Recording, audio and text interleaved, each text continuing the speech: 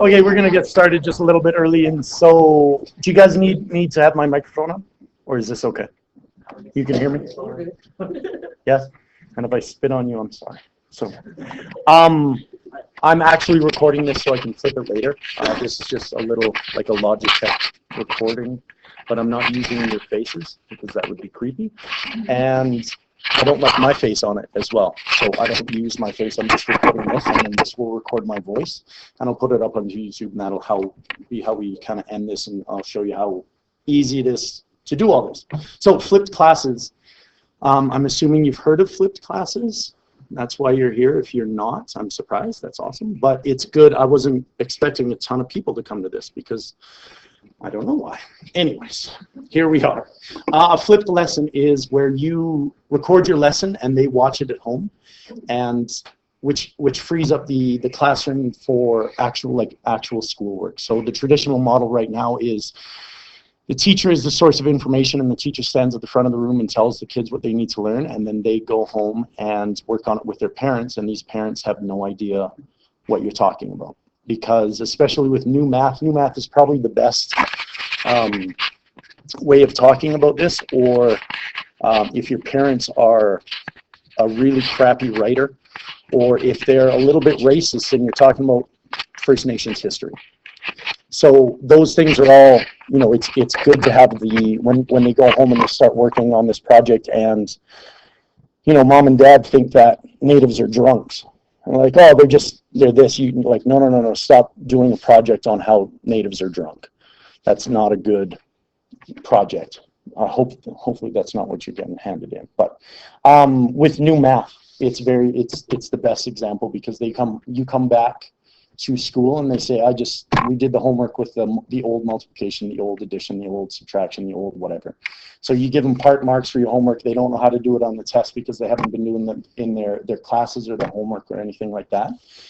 If you record your video, they can watch it at home, and it takes you much less time, and it takes them much less time to watch it as well, because usually your half an hour, 40-minute lesson oddly turns into a 10-minute video.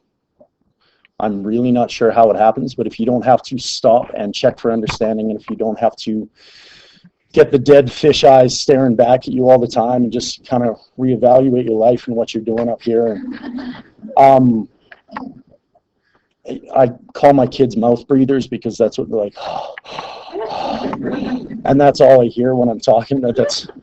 So it's a lot of like, please give me some feedback, and I don't need to do that because I'm the only person in the classroom, so I know that there's not supposed to be anybody talking to me, so I whip through it a lot faster. As well, you don't have to stop and go back and reteach something. You don't have to you don't have to stop and reinforce it for the bottom third, because they can just watch the video over and over and over. If they need it 3 times, they can watch it 3 times, and it's still a half hour instead of 40 minutes in class. So your top kids don't get bored. Your lower kids can watch it over and over and over, and then when they come to class, they can do the homework there, and when they have a question, they have friends that know how to do it, and then they have you that knows how to do it as well.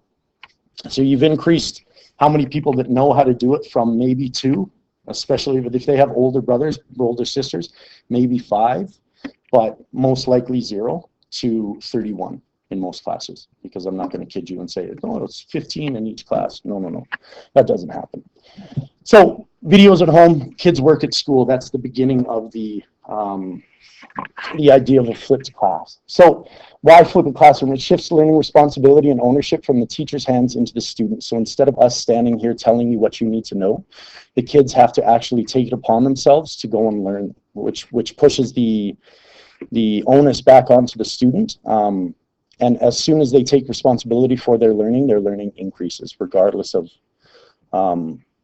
what theory you believe in. If they buy in, if they go home and they watch the video, it shows that they want to learn.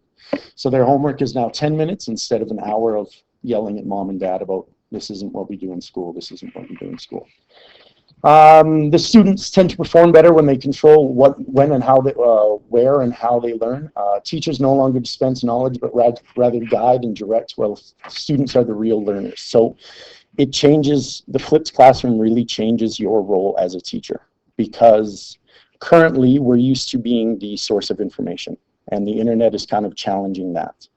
I'm a pretty bad math teacher in that I didn't go to university for math.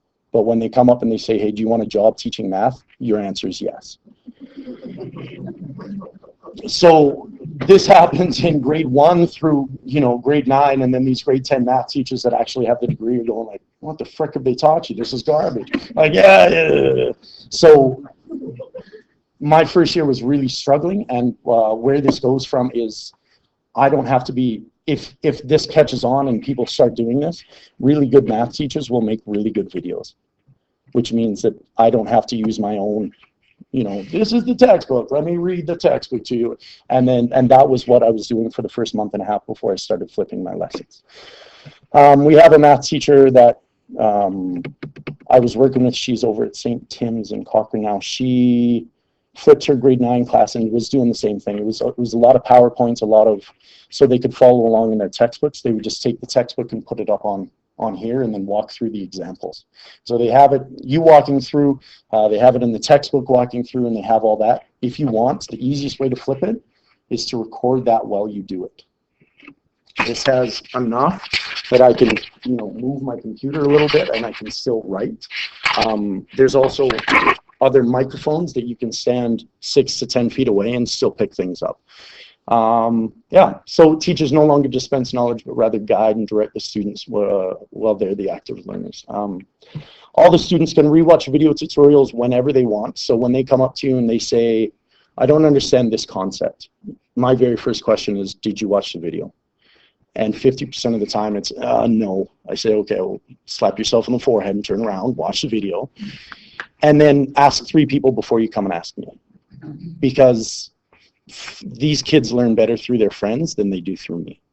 I'm I'm super arrogant, but not in this way that, what, look at me, I'm a goddess. No, I'm just kidding. Oh, I'm awkward. So they can watch the video online, as well as they can talk to their friends, and their friends can watch a video and explain them if they don't understand what I'm talking about. They can learn from them with somebody walking them through it. Classroom times can be geared towards application, collaboration, and projects. This really opens up your projects because, especially to your higher learners, the ones that need to be challenged in different ways. Because homework in class does not take 48 minutes. So you have an extra, if you take 40 minutes out of the class and you've given them, or let's say 20 minutes for teaching every day, and you give that to them for homework, you freed up 20 minutes, you freed up 100 minutes a week. Maybe, so 400 minutes, let's say 300 minutes conservatively for a month of teaching. So over your 10 months, you've got 3,000 minutes, which is an enormous amount of time, because that's not what we're used to dealing. So when these kids race ahead and go forward and I'm finished my homework, they can do the challenge questions, they can do this, and at the end of the end of the week, I'm betting that you're going to have a full extra day where you can do something that actually the kids want to do. Instead of doing this out of the textbook, or we just don't have time for this, or if you're coming to my next session, gamification, that's where this really comes into, is you have extra time to play games. You can sit there and tell them a story and make them live life, basically. So this is going to be awesome. Class becomes a place for students to work through problems, advance concepts, and engage in collaborative learning. Again, that's what we've been talking about. The classroom is the workplace instead of the workplace being at home or in the hallways after school or wherever. Flipped classroom also allows teachers to reflect and develop quality and engaging learning opportunities and options for internalization, creation, application of content rather than just fluff or time-filling assignments. So again, it goes back to, you have 3,000 minutes at the end of the year. What are you going to do with it? Teachers I've found are, because I didn't get into teaching until I was about 30, teachers are incredibly creative when it comes to different things, but they're handcuffed by the curriculum. They have to get through this. And again, flipped classes gives you time. It creates time in the school year, which gets you back to how can I reach Johnny? How can I reach this kid? How can I do all these things that we're dying to do, but we don't have the time to, and we don't have the power, the patience, or this kid needs one-on-one, but you have a kid that's way ahead, and instead of that kid focusing on themselves, you say, I'm going to give you an extra 2% on you. If that's what motivates them, I'll give you 2% on the test to go help Johnny with his math. And when Johnny gets it, whatever Johnny gets on his test, you can have whatever Johnny gets above his normal average. That's what we'll give you on the test, or whatever, right? We can give them badges, and that's the gamification stuff. I kind of wish I was over there. But that's where it really frees up teachers to be creative again and make the class fun and make the class that you want to be in. And I find myself reflecting on the class a lot more, and I find myself being able to watch kids. So I know that sorry, it's just the CBE, I believe, is going more for comments than for grades, correct? This gives you a chance to actually look at your students instead of going, okay, at the end of the day, like, oh, Samantha was bad today? I don't know. Like, you can actually watch Samantha for 5 minutes because you're free. There's often a line in front of your desk at math for, I need help with this, I need help with this. But again, I don't want to be the one that's helping them. They need to learn that the teacher is not the source of information, and that they should learn through friends. Because when you get into the real world, I'm pretty sure we all don't go to our superintendent or principal and say, hey, we got a really big problem here. Can we go to our peers first? And that's what I'm trying to teach these kids to do. Kids' responses. So the kids' responses, they show and talk about data collected for, oh, that was ours. I'm not going to do that. So the next line, the blended learning model. This is what flipped classes lead to. If you're just going to flip your class, it's a really lazy way of teaching, which is a bad thing to say, but if you're really just going to sit at your desk and be like, well, it's all online, go away, what good are you? You need to do other things, and that leads to the flex model. That leads to station rotation or lab rotation, where they get to do hands-on activities. It leads them to different labs in science. It leads them through different games where they can live history, because not a lot of 12-year-olds really care about the fur trade, but if you get them into a fur trade game, there's always that jock kid that wants to dominate everybody. You know, LA, you get to act out your stories. You get to explore so many different types of writing and explore it deeper and better, instead of, you know, forcing them to read. You can, if they don't get reading at home, you can read a chapter online and just record yourself reading it. Hopefully you're not a monotone speaker, but if you're a monotone speaker and you're speaking in class, that's what they're getting anyways. My mom is an incredible librarian, and she speaks with, oh my God, so much intonation. But I'm not that person when I read. I try, but it's just like my voice going up, and I sound like a freaking robot. So you'll hear yourself really quick, and it gives you feedback as well. So it helps for those kids. There's so many ways that this can change a lot of the way you think. So there's a whole bunch of questions that pop up when you start to hear about flipped classes, and you've got to talk about the negatives about it and the hesitations, because there's always, I'll call them traditionalists instead of negative people, but they're traditionalists, and well, how do you make them watch a lesson? Everybody has access to YouTube. I've taught in 6 years, I've taught in well-off places. I've taught in really low-end places where they don't have a lot of technology. Everybody has access to YouTube. Everybody does. Because if you ask them what this is, they know. If you don't know, this is dabbing. So it's huge right now, and it started like 3 weeks ago. And I'm sure all the teachers are going like, why is he, putting his head into his foot, this. When you teach them how to Dougie, Dougieing was 2, 3, 4 years ago, and we're still talking about it, but they don't. They have YouTube. they have YouTube immediately. They know this. They watch it every single day. So all you're asking is to go to your YouTube channel and watch the video. If you don't have a YouTube channel, which I know the Catholic District, all of your Learn accounts have, it's all through Gmail. So if you have a Gmail account, you automatically have a YouTube account. You don't have to worry about it. I'm not sure about CB or other district. Is it the same? Okay, so no excuses anymore. Now you just have to, you can add them as well. If you don't want your face or your voice or whatever, you can share them with select emails, and only that email can watch it.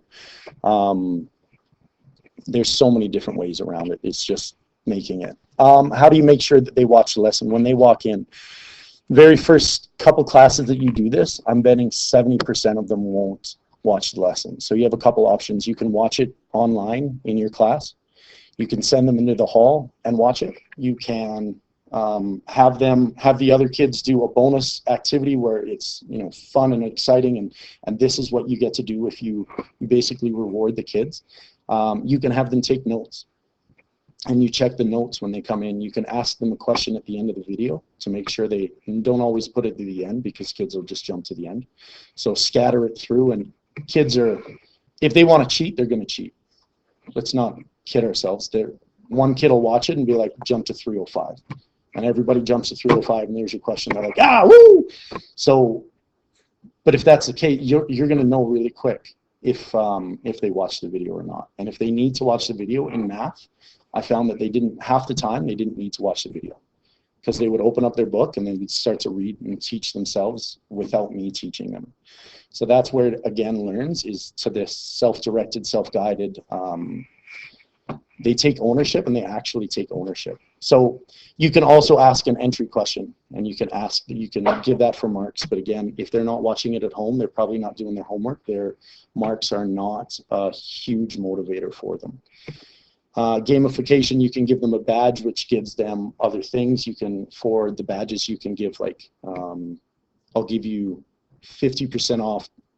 Like in a multiple choice A, B, C, D, I'll give you, it's either A or B.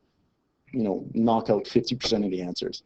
You can give them a note. You can have them bring in notes, or a formula test where nobody else can. If they get this badge, they can bring in notes to their test, and they can put whatever they want on their notes. They can put, you can take a piece of paper and you can put your notes, and I'm going to tear it into 6. So if they really get smart, they write everything on 6s. And then they've written it 6 times and they don't use their notes. So you're kind of sneaky teaching them how to learn anyways. But that's how you make sure there's, again, you guys are very creative, and you guys are very capable and very intelligent. This is a very intelligent profession, being handcuffed by, shut up, you have to do it this way and you have to do this. And I feel like this way frees it up and loosens those handcuffs, so that you've covered your butt, and you can go back to being creative.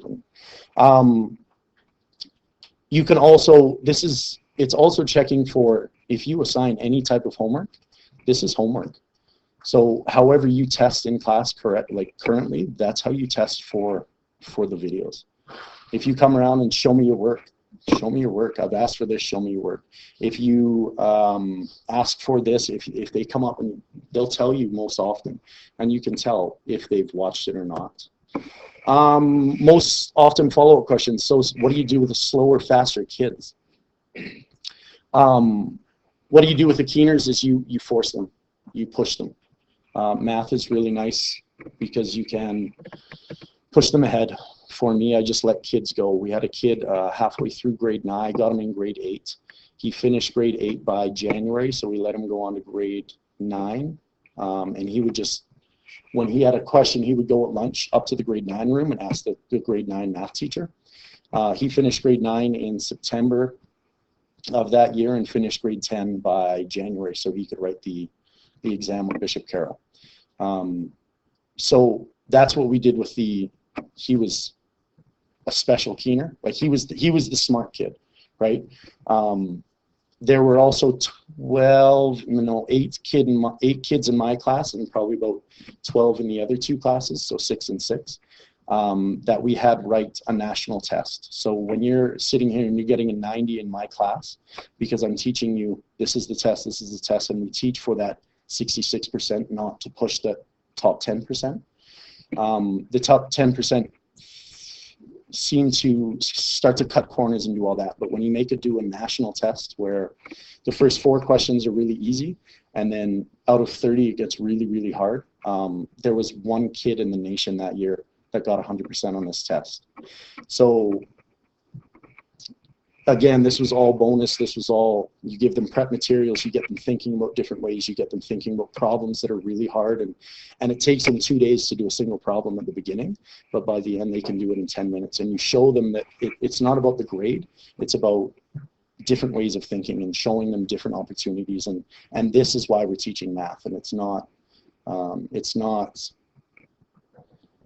just being, you have to learn this because you never know when you're going to need the hypotenuse, but this is why you need the hypotenuse, and this is why we use it all the friggin' time. In social, I ask them to go deeper. So deeper, deeper, bigger, bigger, bigger, because it's never big enough and it's never deep enough. They never know all about the War of 1812. They'll know about, the general. They'll know that he was really good friends with Tecumseh, but they will never know that, all of the battles until they really, unless they're that special nerdy kid that just like, oh, I already knew so much. And you're not going to, you can push him, but you don't really need to inspire him anyways, right? He's already inspired. For those that are low, this gives you, because of the 3,000 extra minutes, you can give them projects, you can give them extra help, you can give them one-on-one, you can give them rewrites, you can give them that one-on-one attention that they need to have success. That doesn't come from their parents. It comes from you, and it comes from their peers, and it comes from other people like that. So should you set a pace? Is what I did was I flipped it totally so that they could go. I have all the lessons up. You can go from chapter 1 all the way to chapter 14. All the tests are online. You can do all the projects, you can see all the projects, everything is right there, and I'm not going to hold you back and say, you're going too fast, you're going too fast. You need to, I ask them to go bigger and deeper, but when they're finished, they're finished. So in math, once they write the test and they get 100%, they move on to the next unit. So I set a pace because kids will fall behind, because kids have no idea about time. Just like I have no idea about time as well. So I'm really bad with it. I'm always running late. I was here super early because I'm like super nervous about this. I'm like, oh God, you don't want to be the guy walking in 10 minutes late to your own session. So, so you get here, but kids will learn that we set a pace with, this is when I expect your test to be finished.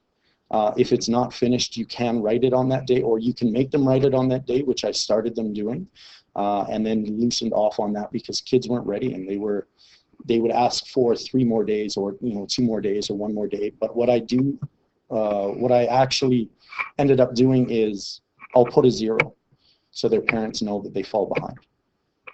But that 0 is not a hard 0. It's something that they can, when they're finished, they write the test and they increase their grade. So when they come and they sit there and they're like, oh, sir, I'm at a 52. I'm like, yeah, you're 3 units behind. Like, oh, but if I work in the next week, I'll catch up. Like, yeah, you're just being a dummy this week, and you've played video games, and you've talked to your friends, and you've done this, and kids do that regardless of if we tell them to work or not. So that's going to happen. Which leads us to this, set day versus any days. I did do a Tuesday and Thursday quiet class where you can't work with anybody else. You just sit at your desk, everybody's in rows, it's a test day. There's no... If you're working on something, if you're working on a test, it's kind of a lockdown, and everybody else is working independently behind you. And then I loosened that up to just Thursdays because, kids were ahead and they were prepared. So when they were finished, they would do the all 35 questions of the review, and then they would go back and review on their own because they had an extra day and a half or 2 days to do it. If they wanted, they would just move ahead. If they're like, I'm really comfortable with this, they would just move ahead, which led us to, that kid finishing grade 10. 1 day versus rewrites. I gave them rewrites because I'm sure you guys do as well for some kids, if they earned it. So I gave them the test and then asked them to come in and I gave them the test, and if they failed the test or got below a 55 or a 60 or something like that, then they could come in and see me for math help. And they had to come in 2 times, and we would work on those tests, and then they would have to redo the review. But the review answers are all at the back of the textbook, so they can always cheat. Like I said, kids can always cheat. But if you come in, you can tell them, and after 2 days, if they still don't get it, they don't get it, keep teaching them. If they're just, no, I get it, let me rewrite this test, give them the rewrite, let them see how they do. But I gave them a second opportunity, but not a third and a fourth and a fifth. So just to kind of hold them responsible and show them that there was consequences to their actions. Helping students, don't be the first contact. Like I said, 3 people, 3 kids. You have to talk to 3 kids before you come and see me.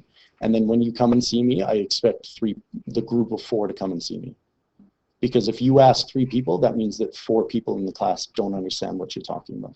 So all 4 of you better stand in line with you, and then I can explain to 4 people, and then I've got 4, just like I did before, I teach those 4 people, and sometimes they just need it from a human.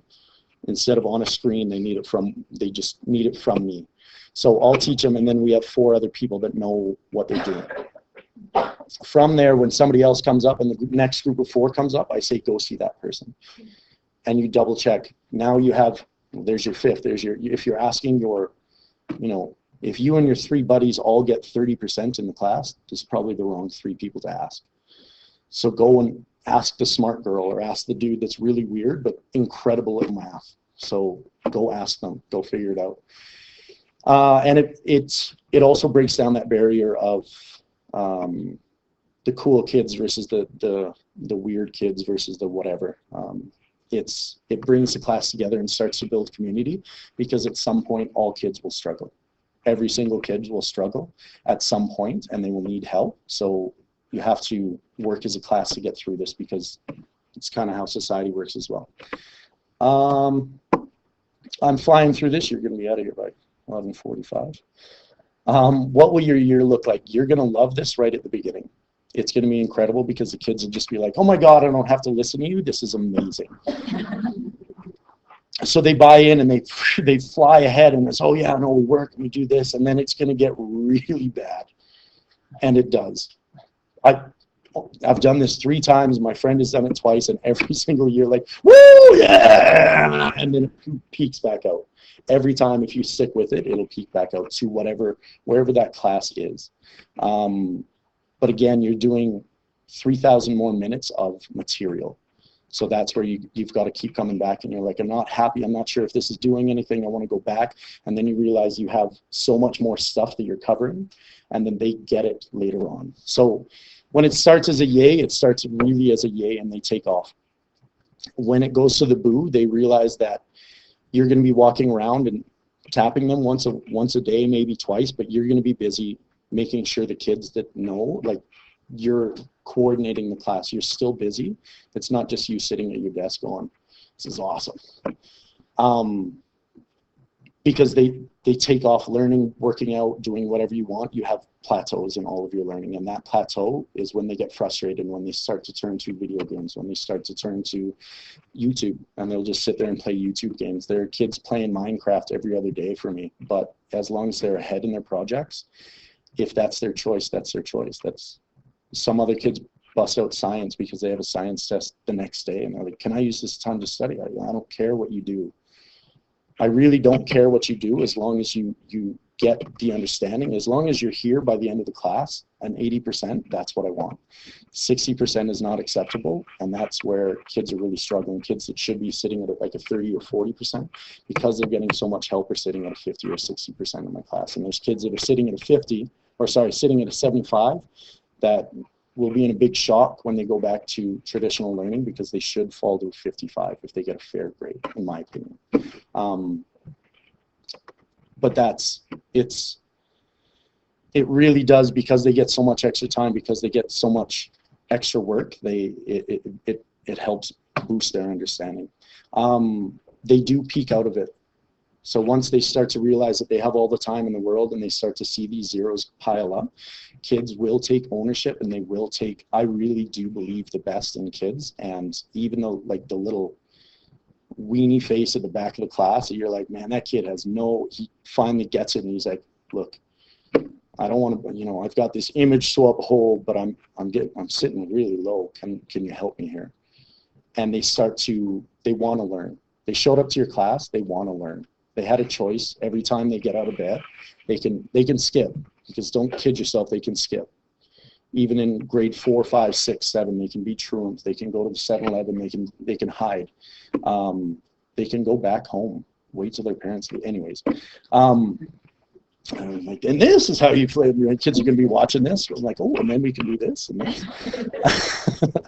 But they do take ownership, and they do realize that there are deadlines, and they want to succeed. If they're going to put the time in, it's not just an extra hour of video games a day, because it's a waste of their time. So you really have to let go of your class, and this is the hardest part, and you're going to fail. And you're going to have bad days where you want to scream at them and just choke them Homer Simpson style until big head. You have to let go of your class and trust that these kids will get there. And that's the hardest part for most teachers, because you're so entrenched, you're taught to have control in the classroom. And when 4 kids are sitting in the back playing video games, you want to rush to help them and stop them, but they really need to fail to have success, if that makes any sense. In school, failing is still a bad idea, and it's not. We fail at video games all the time. We fail in life all the time, but in school, we're not allowed to fail. So in the flipped classroom is where I let my kids fail. And that's why they figured their lives out. Because once you fail and you realize you don't want to be a failure, and you realize you get another chance at this, and you realize that, oh, I just have to fix this behavior, they fix it for life. They don't just fix it for your class. They fix it in other classes. They fix it. They change their life. So without being too prophetic, you're not going to change the world in one class, but they do wake up a little bit. And especially the jump from grade 6 to grade 7 is a big one for me. So it's going to feel like you have no control in the class. Like the inmates run the asylum, but you still have the gun, if that helps. So what my class looks like, or what your class could actually look like. So they will work with partners. They will move their desks around. I'm assuming your desks are not cemented into the ground. So you can move them around, encourage them to do so, because there may be a group of 4 that work really well together. And if you say only 3 people, then there's that one kid that's just, I'm going to work alone and listen. So if you let them go 4, how do you not let everybody else? And when everybody starts to come together, they're going to realize that a group of 15 doesn't work. So they start to break off again. So it's going to move into a 15 group, and like, and then you're going to start to see splinters again and be like, that kid's dumb, okay.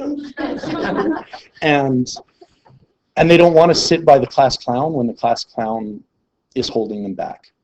They love the class clown because he's hilarious, but you don't want to go see a comic for 14 hours a day. I'm like, I know I've got work to do, but he's so funny. I really want to keep going. The kids will take days off.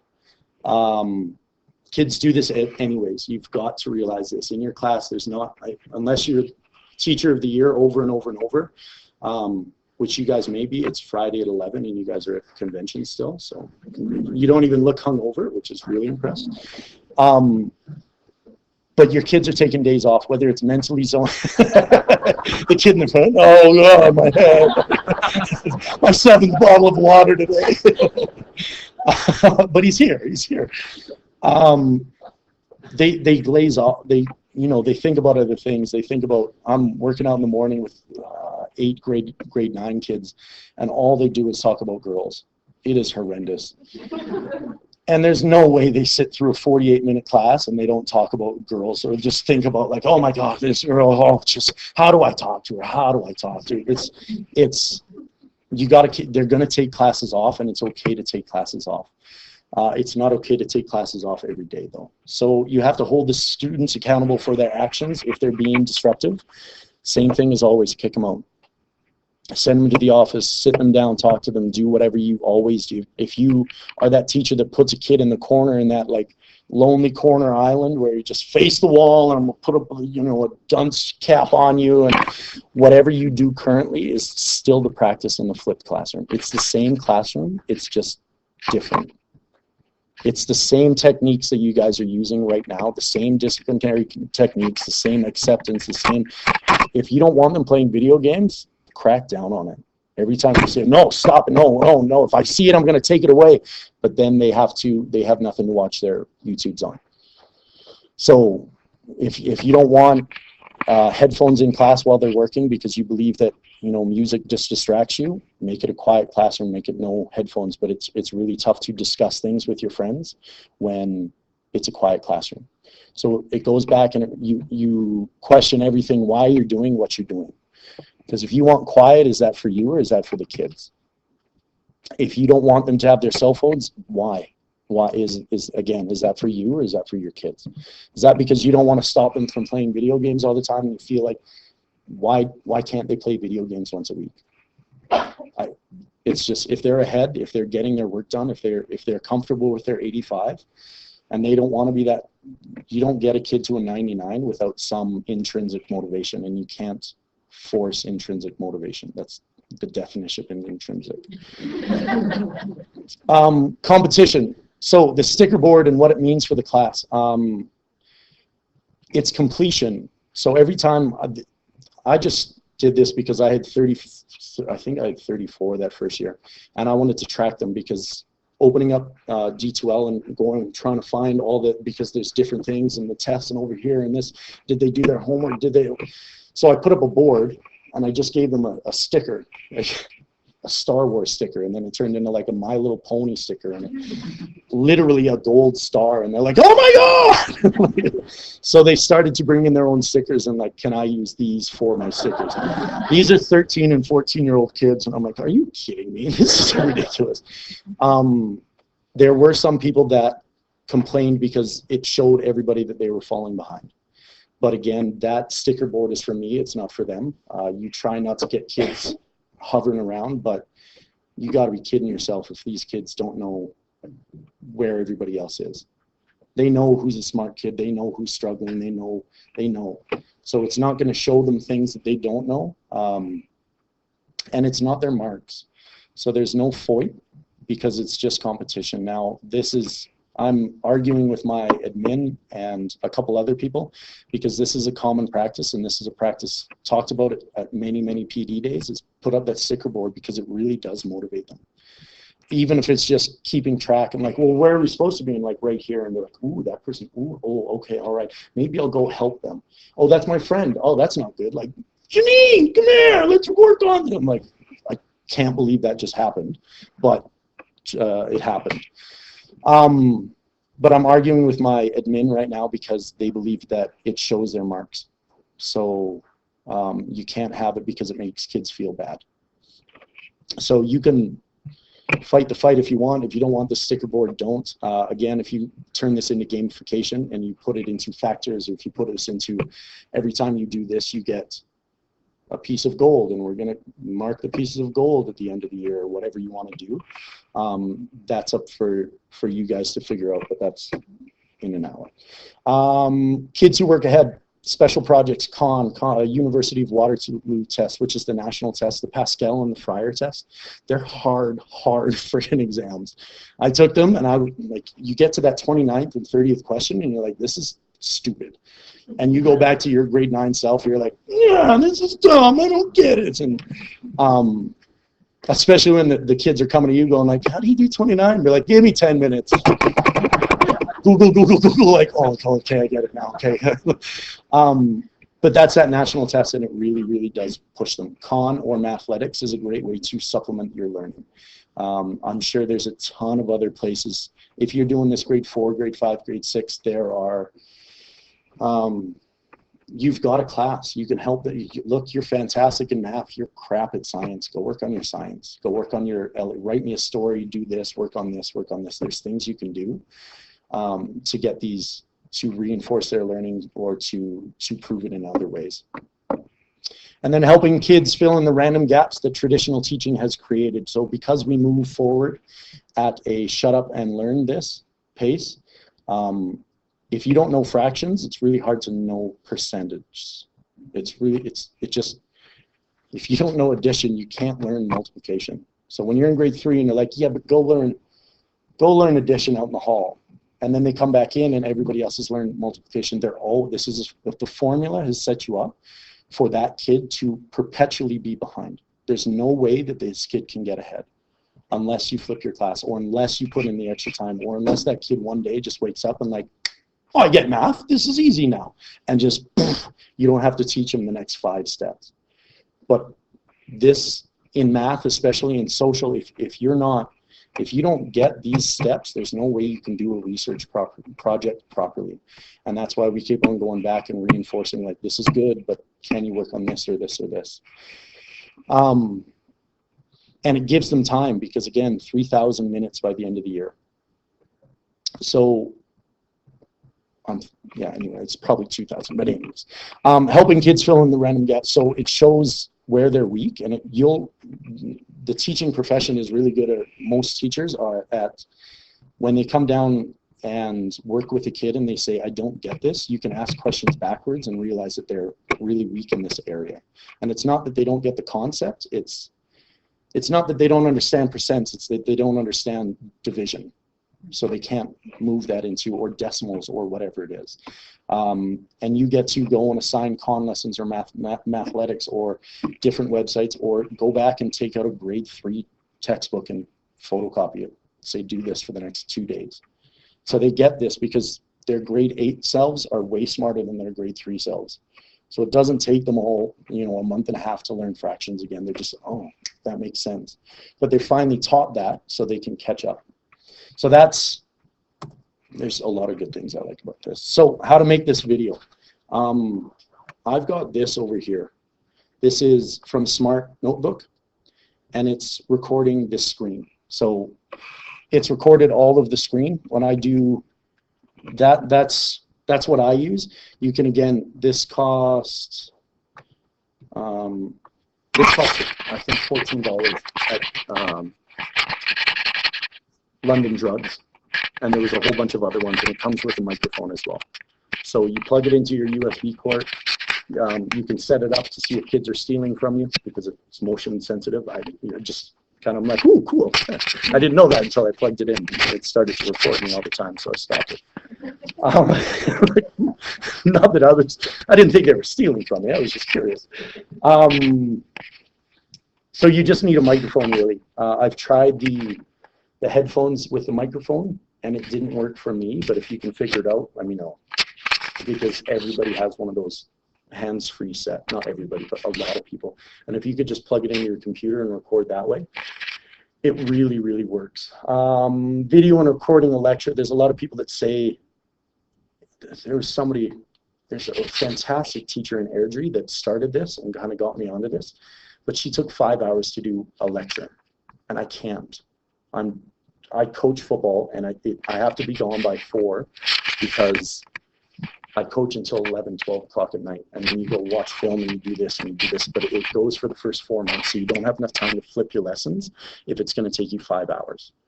I don't want to be on camera.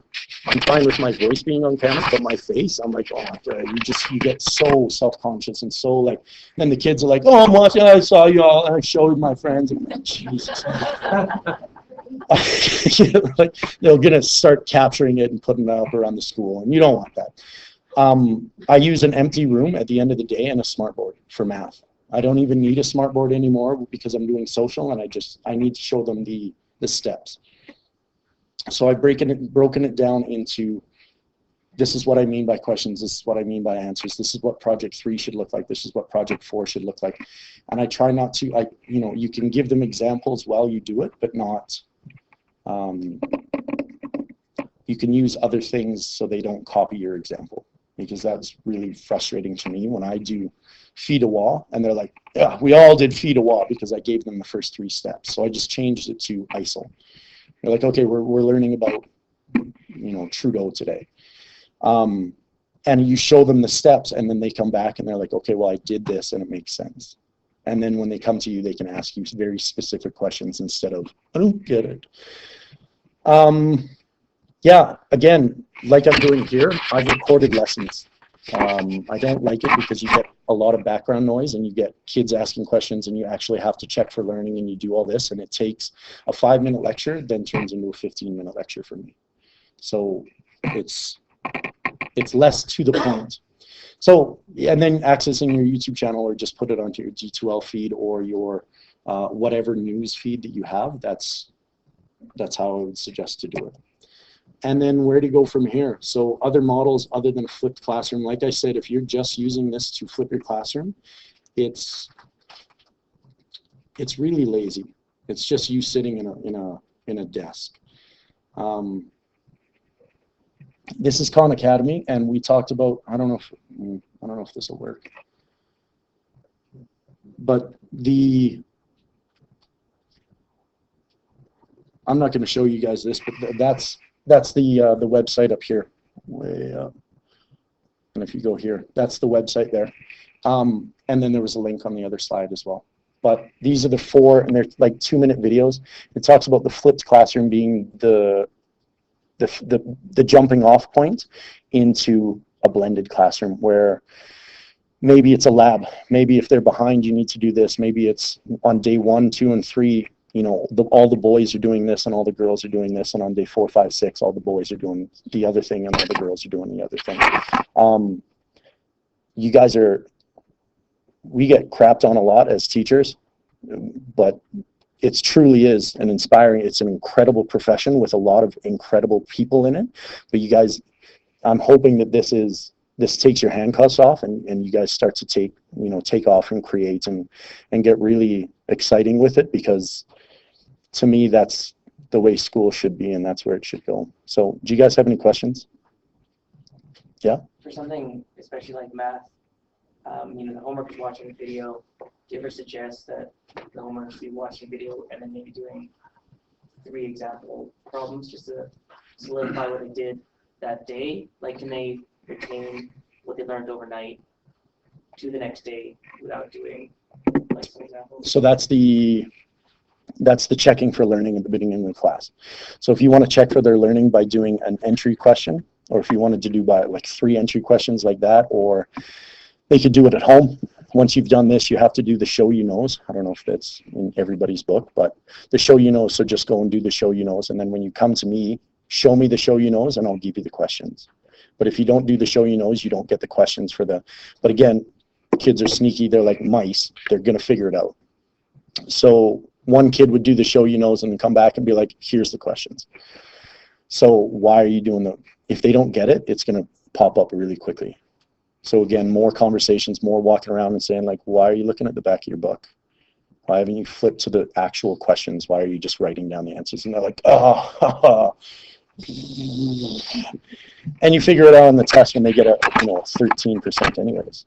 If they don't need to do the questions, we got to ask, why are we giving these kids the questions? If they can do 3, they're like, this makes sense. I can do the hard ones.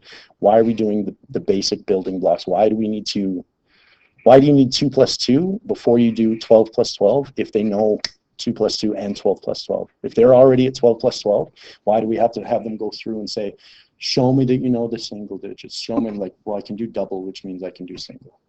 So that's, yeah, that's those opening questions. So it really, I'm going to show you guys how I flip the question, flip this, because it's just to show it really quick. Are there any other questions? Do you use anything besides Smart Notebook, or have you tried other software online things? No, because Smart Notebook works for me. I'm not the guy that's going to make a mistake and go back and cut out and like, oh, I'll just redo it. Like if I make a mistake, and it's like I'm teaching. If I make a mistake in class, I don't go back 3 minutes in time and start again. Oh no, it's not this. And if I make a lot of mistakes, I do it again. So because it takes 20 minutes instead of 10. So you guys can see I press stop.